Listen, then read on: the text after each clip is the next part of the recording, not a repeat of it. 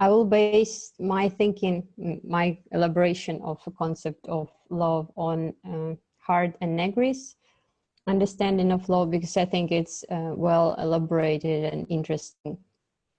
But still, I will be criticizing it as well for excessive romanticism and the lack of practicality, meaning that it can't be, I think, it's not implementable on practice. So for this, it has to be less romantic and less optimistic. And also the concept of love that I would like to develop and that I think is revolutionary. It's less optimistic, more pessimistic, and less pleasant, in a way more harmful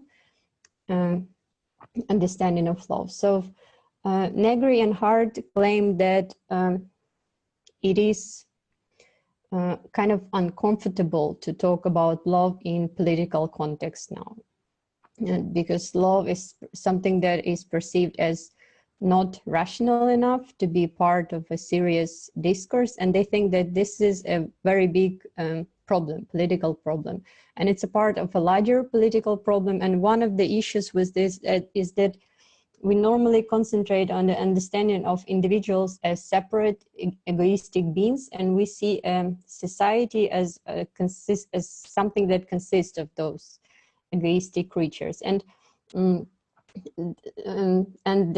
our motives are egoistic, and if we perceive society and individual like this, we are not able to talk about what connects us, to talk about some other substantial part of society. There is something that really holds society together. So something apart from the egoistic motives, some unities, some common practices.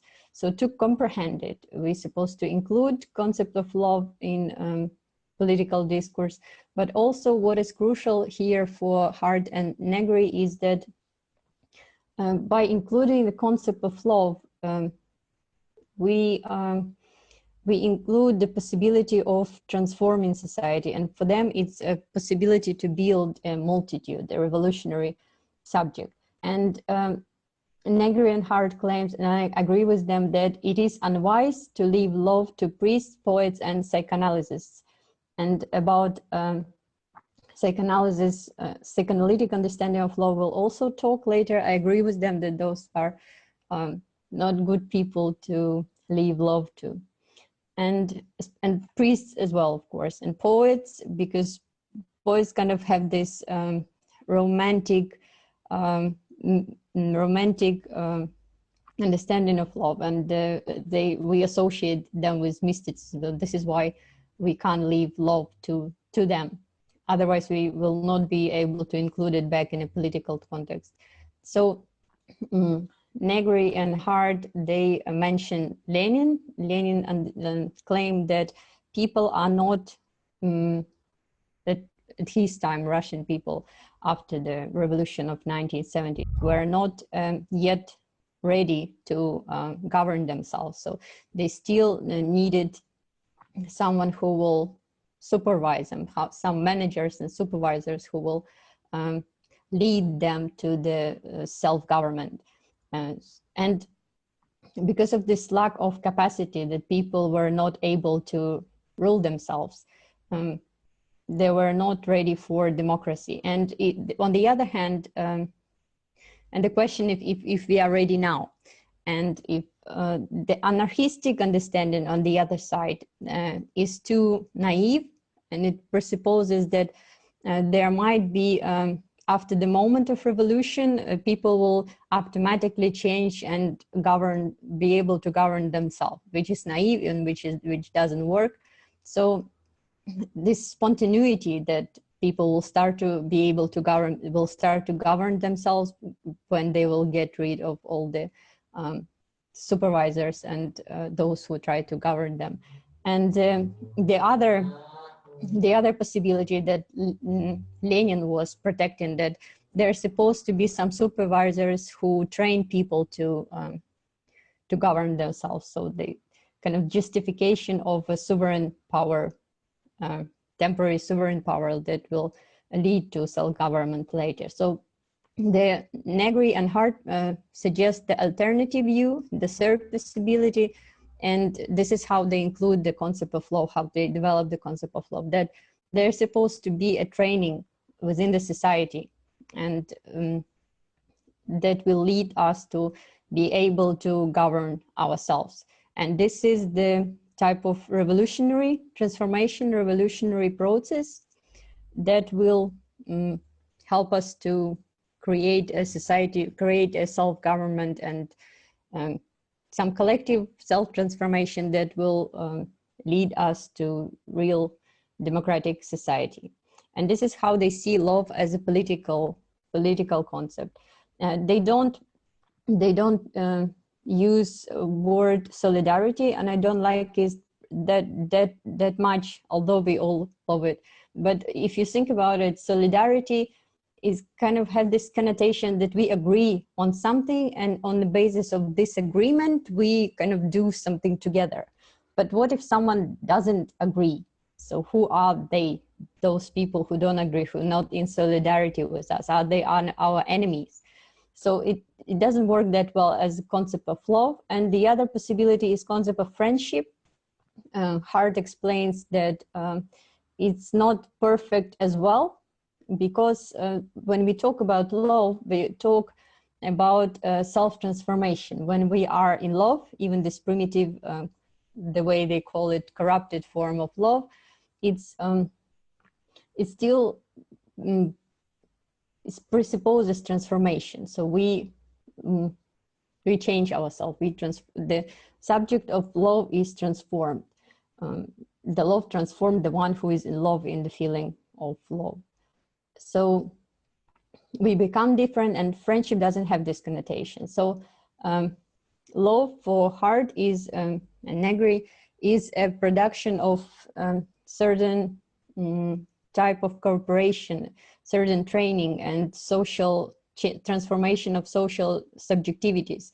It's not about couple, of course, but it's a process that transforms those who are involved in it. And it is crucial that love is not a feeling, it's not something spontaneous, something that we feel, something that just operates on us. It is an activity, a specific activity that we are actively involved with, we are consciously involved in. And as a result of this involvement, we transform ourselves, not ourselves, but society transforms, and it creates new subjects, new form of cooperation.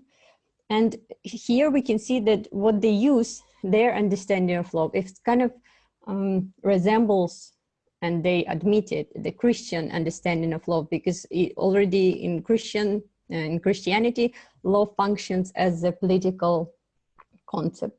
And God is love, and community, Christian community, is practice of love, and it is not individualistic, it's community love, but it's still religious understanding of love presupposes that it's a love of your neighbors, love of someone who is like you, who share your views. And the other aspect is it's still reduced to a family love. It resembles a family love and just expanded one. And why they criticize psychoanalysis is because psychoanalytic love is also love of within a couple and within a family. It doesn't see any other possibilities of love. Even if it's in society, the sublimated, transformed love, it's still, in Freud especially, it's still transformed version of this basic love within the family. And we see in Freud case, every case he discusses, and Hardt refers to his cases, every time we see the reference to a father. So it's always a figure of father. The love is something that presupposes the family of normally mother and a father, their images. This is how the psychoanalytic interpretation usually goes. And Lacan is great in a way that he criticizes love for, criticizes Freudian understanding of love, but he still doesn't go far enough, because Lacan questions this idea that sexual relationship doesn't exist, and so it's impossible to kind of merge together and get rid of all the differences. This idealistic understanding of love that functions in Christianity as well, that it presupposes love, presupposes unity, and basic psychoanalytic understanding as love as couple merges together. Either it's a couple of a caregiver and child, or it's a couple or romantic couple. It's still merging together. And Lacan says that this merging, it never destroys a basic difference. The different sexual difference, it still remains. And but Negri and Hardt claim that this differentiation, sexual differentiation, has to be expanded. It has to be more different. The sexual difference is not enough. And they refer to Foucault, criticism of tolerance, for example, the Christian, quasi-Christian characteristic, that it's still the love, the tolerance is a love of the same. So it's still emerging and getting rid of differentiation. And for Foucault, it was this kind of tolerance, it's blind to a difference between sexual difference. But I think that sexual difference works it's not that we have to expand sexual differentiation. I think it's better to get, because it's quite something that unifies. On the contrary, it's there are many more differences that we can expand, and many more differences that are not dualistic and are not a part that much of a patriarchal structure of an old order of things. And so what Hardt and Negri go into is the love of difference. And here it's great to refer to their concept of a monster as someone, as a revolutionary subject.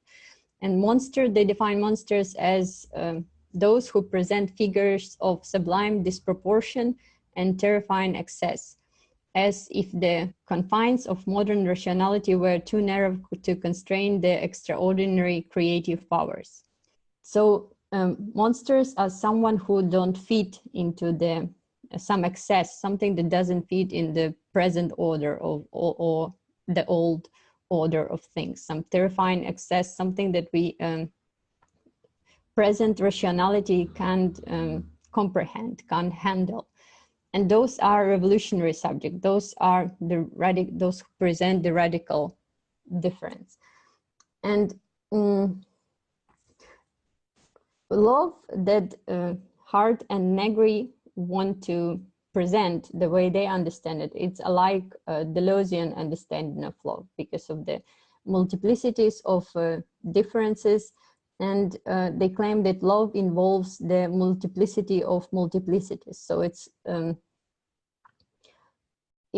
love as a productive force that nurtures multiplicity.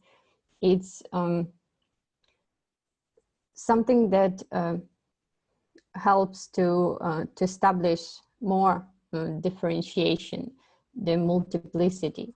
And coming back to the notion of monster, the way Hardt and Negri see the monstrosity as a revolutionary force, there is a great big quote that I really like. I'll read it, the whole thing. So they claim that this revolutionary process of the abolition of identity, we should keep in mind, is monstrous, violent, and traumatic. Don't try to save yourself. In fact, yourself has to be sacrificed. This doesn't mean that liberation casts us into the indifferent sea with no object of identification, but rather the existing identities will no longer serve as anchors. And many will pull back from the brink and try to stay who they are. rather than dive into the unknown waters of the world without race, gender, or other identity formation.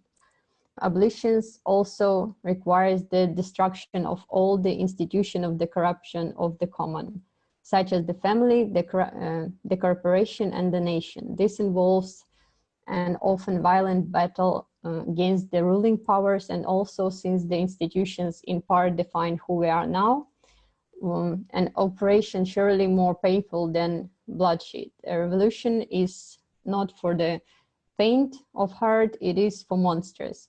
You have to lose who you are to discover what you can become.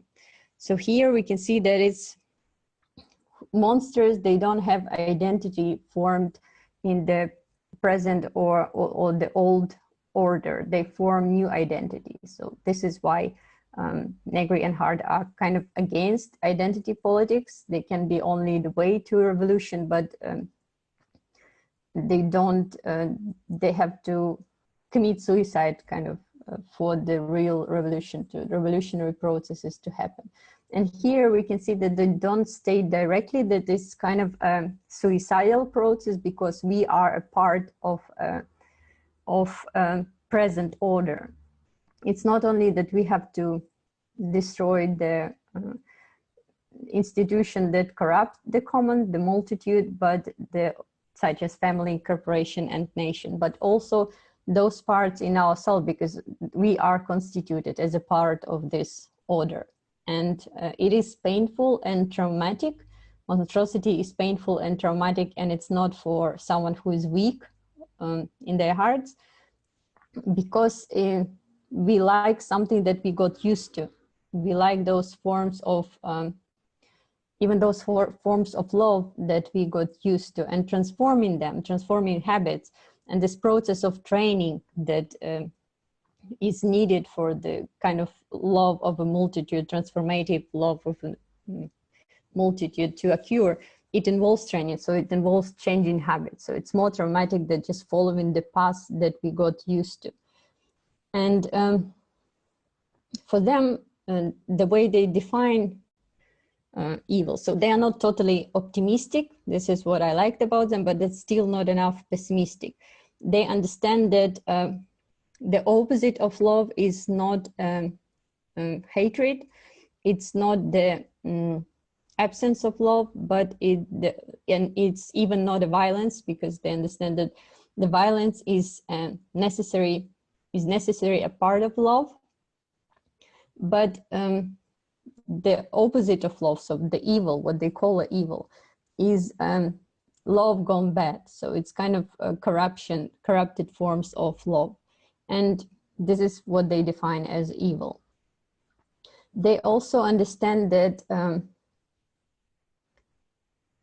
the corrupted forms of love is love that presupposes kind of unification, and also they understand that such terrible phenomena as Nazism and religious fundamentalism, terrorism, and populism are also can be seen as a practice of love, but a distorted love. So this is the example how love can get terrible.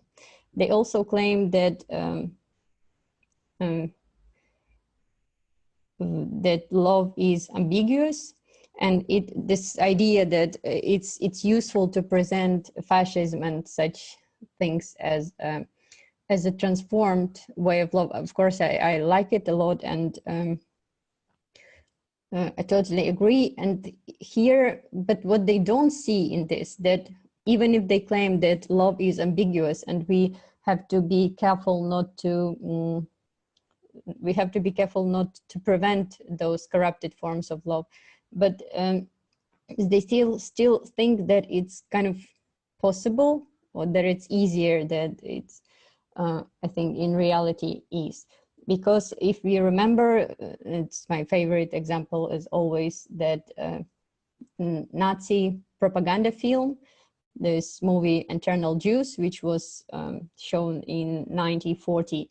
it presents Jews, it shows the Jews' custom of ritual slaughter. So we see the cow that covered with blood and bleeding to death, and the result of the conclusion of the movie, the Nazi propaganda movie, is that the blood of the Jews should never again poison the Germans' blood. So they present Jews as inhuman, and the part of the propaganda why we have to get rid of Jews, because they are inhuman and we are human. So they did it in the name of humanity. So my point here is that it is love gone bad, corrupted form of love. I agree with that, but we never know. We don't feel. We don't have this this apparatus to see when it goes wrong, because we don't. And so we never know. There are no mechanism to guarantee this. It is ambiguous. Love is ambiguous, and it's the only force we have. It's true to build commons, to build the multitude, and it is revolutionary. But we never know. We never know where this will come from, where the lack will come from, and so we don't know if the caring for mental health of feminism or animal protection, which is the manifestation of love, if it will not turn into the greatest evil. And but for Negri and Hardt, the romantic part is that since they present this phenomena as love gone corrupted, as corrupted love, they presuppose, like in Christianity, that there is a perfect, what initially exists is a perfect kind of love, and some deviation are possible when we are implementing it. It's same in Christianity. Human love is measured by God love. So there is a transcendental love, and what we have to do is just to implement it properly. But there is no such kind. There is no God. They don't believe in God, but they still have this optimistic transcendental view that, and the guarantee, because if we believe that this is so, we have a guarantee that love can be uncorrupted. But my claim is here that there is no transcendental love, there is no God love, there is only human love, which is ambiguous, which we can't get rid of the corrupted kinds of love, because it is corrupted. By definition, like in evolution, everything what is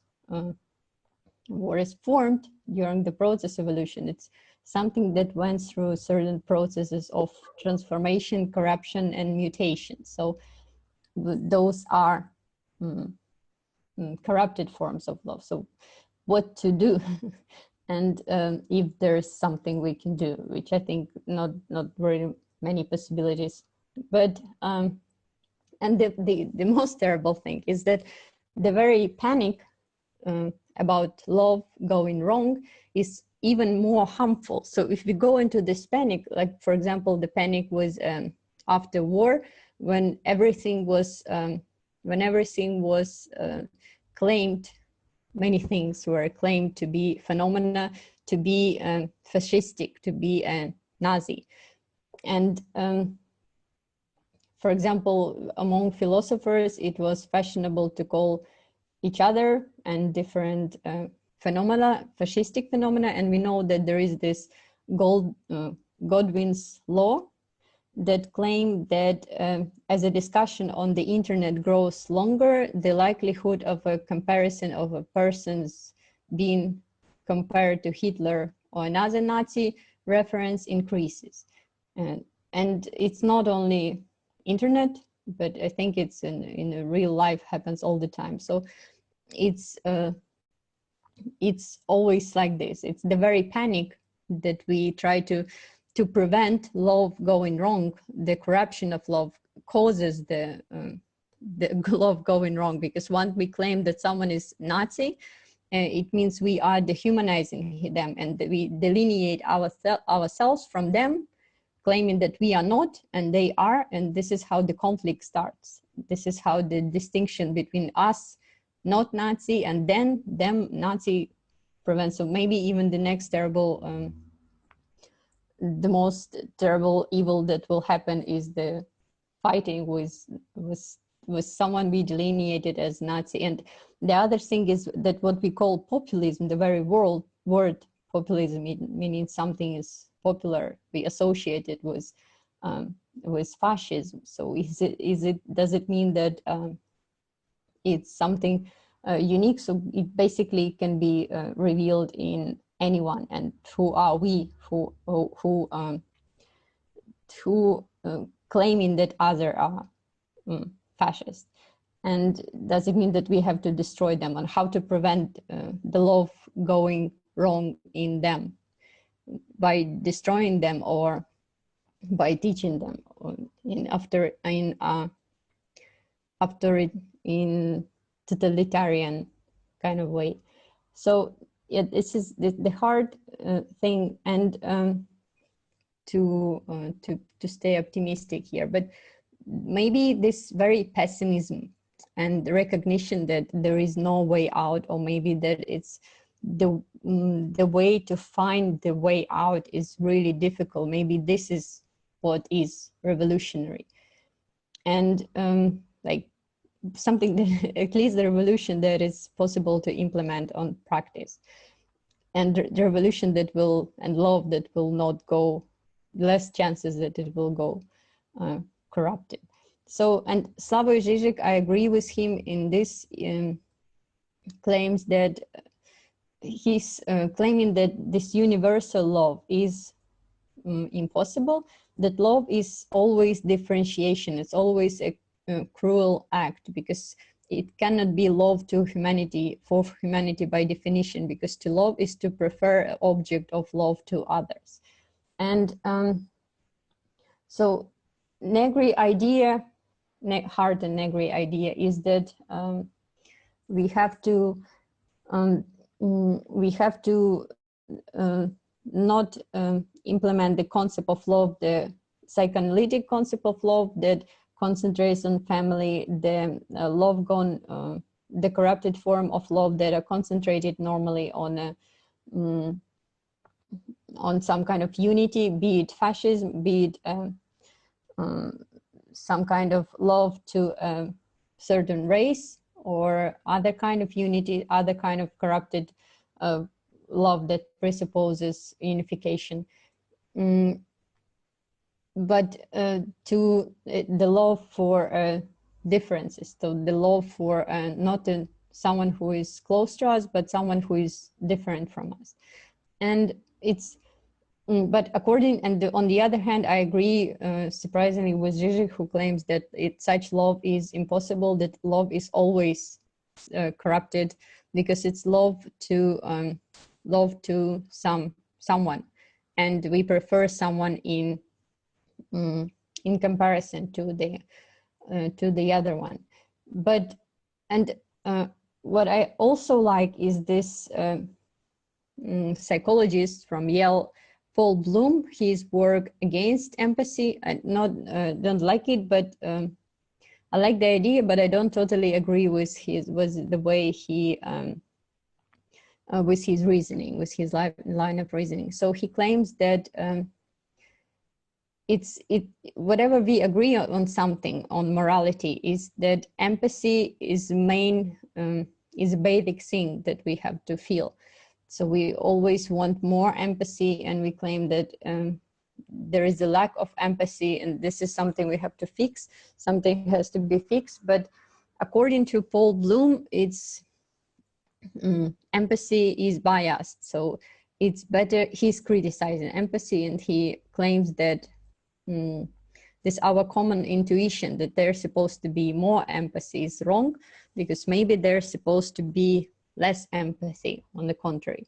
And the thing is with empathy that is biased, for the reason that in society, he claims, Paul Bloom claims that in society where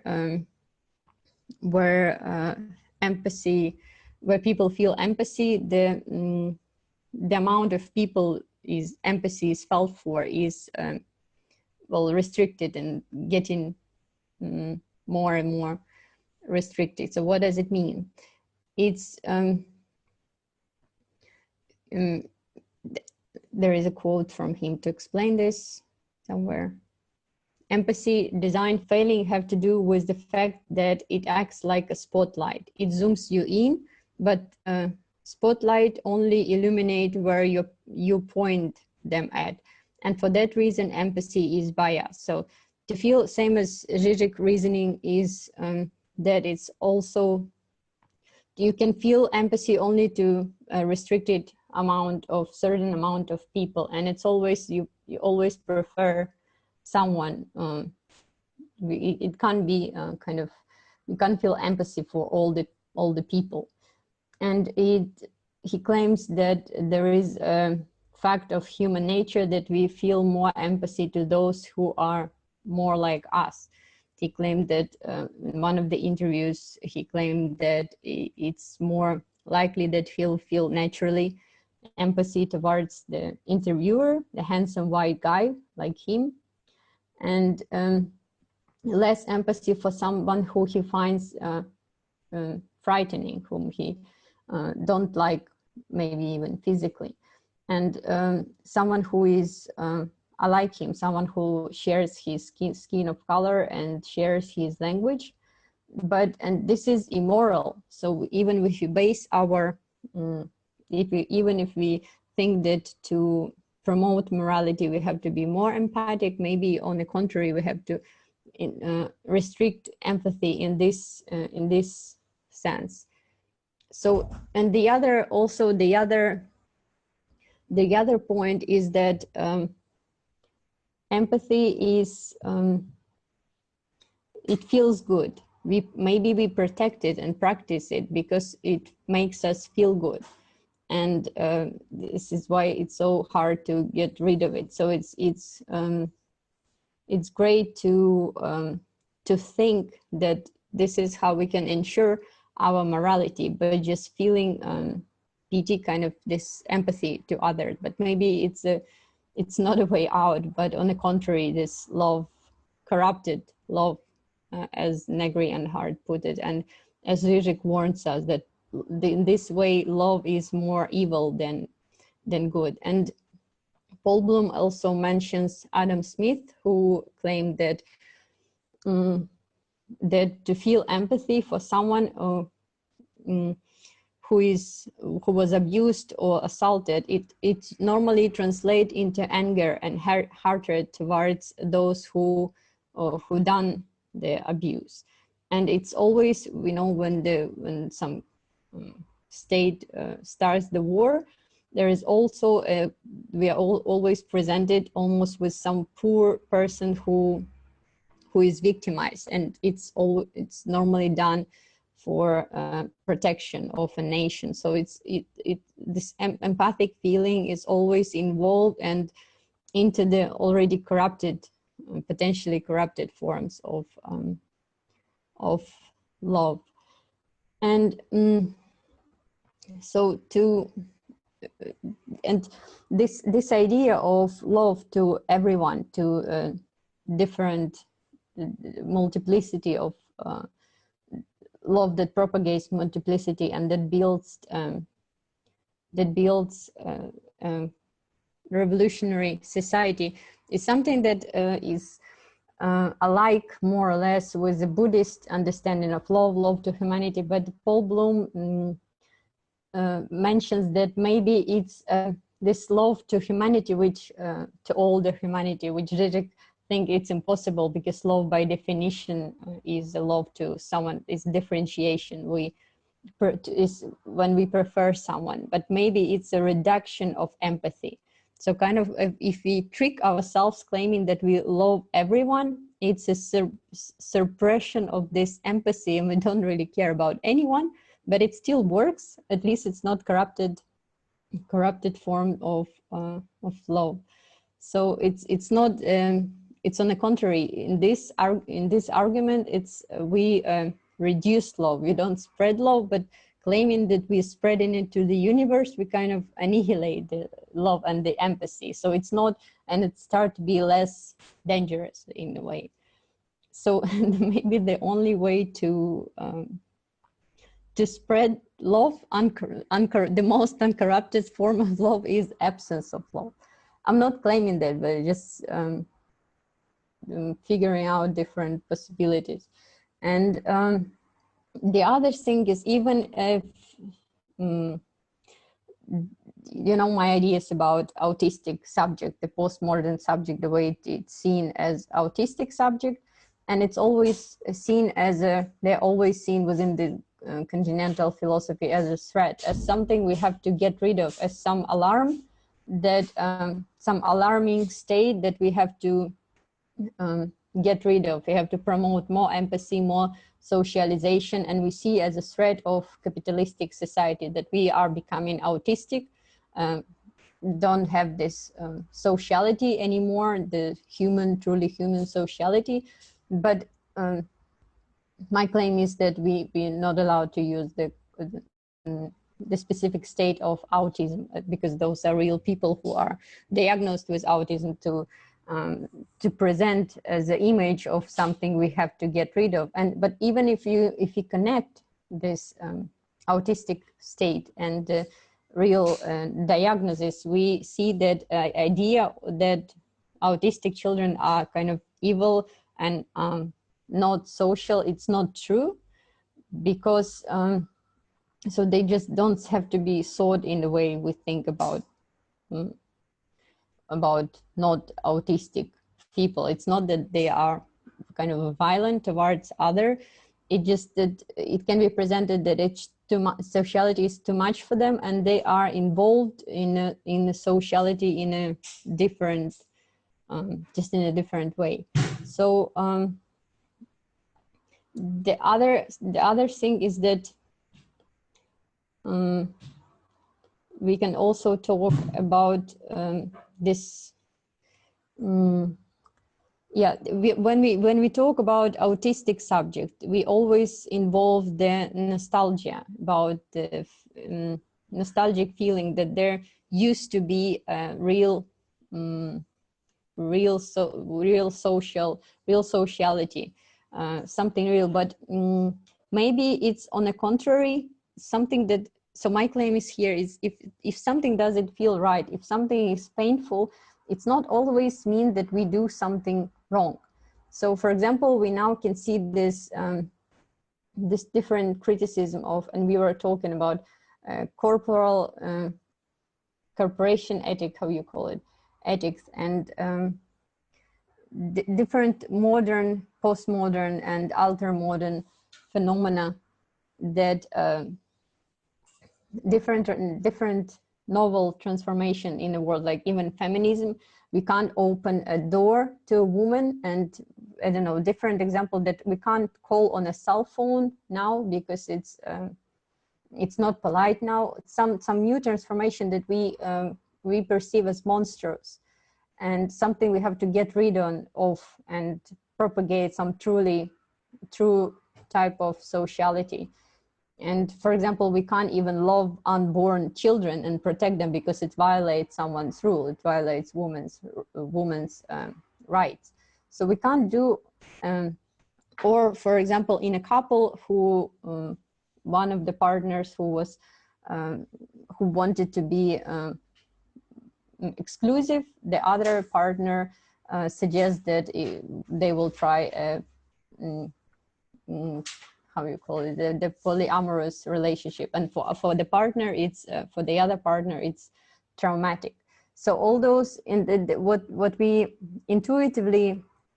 what intuitively follows after this is the idea that something, this is, we blame capitalism, we blame I don't know, some modern transformations, and automatically claim that we have to come back to some uncorrupted forms of love, for example. But what if those are the new transformation, the new monstrous transformation, and they really feel like monstrosity, even for those who practice them? Because to practice them is to not to fit, yeah, and to be less happy in a way. And we never know which of those new tendencies have this promise, transformative promise, and might become a new type of sociality, a new type of love that is maybe corrupted, but corrupted in a different way. And the other thing is that I already told you that I really like the idea that love is something, it's not a feeling, and it's not reduced to couple to some unity, it's different, propagating differences. But I like the idea that it involves training, it involves learning, and it involves dialogue and thinking, probably. So, and all of those are more traumatic. So in comparison to something that comes intuitively, something that we always already have a habit to perceive as a love, to perceive as we do it unconsciously, intuitively, the old ways to practice love, even to understand love. It's more, even empathy, for example, it's more pleasurable because we got used to it. And we don't need to change ourselves, to transform ourselves, to rethink, yet to doubt. And to doubt something is hard, and to transform is hard, and to lead dialogue is hard as well. You know, we feel like we're supposed to feel like we're losing the world as we know it, the love as we know it, and ourselves as we got used to it. So developing new habits is much more traumatic than pursuing old habits. And to recognize these new tendencies as